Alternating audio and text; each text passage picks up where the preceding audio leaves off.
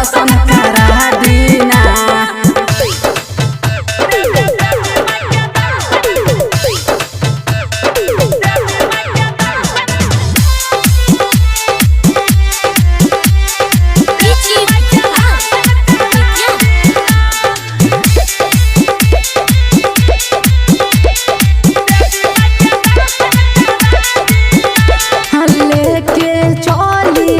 ललकी चुनरिया माई के चढ़ावल जाई, रहे परिवार हंसत खेलत माई आगे सिरवा झुकावल जाई।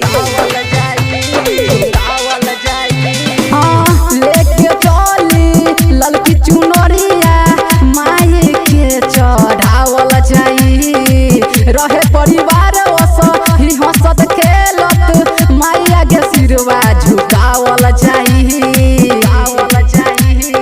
छोटू के झूला झूला दीना, छोटू के झूला झूला दीना, देवी माई के दर्शन करा दीना, देवी माई के दर्शन करा दीना, हमारो के मेला घुमा दीना, देवी माई के दर्शन करा दीना, मैया के दर्शन करा दीना।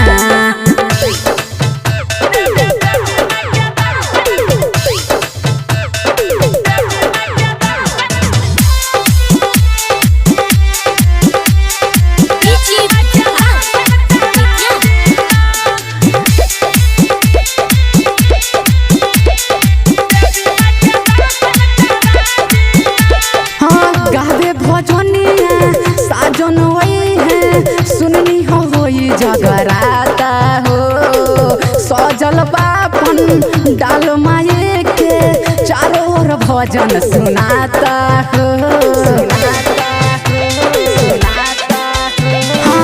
गावे भजनिया साजन वही है सुननी होई जगराता हो, सजल बापन डाल माये के चारों भजन सुनाता हो।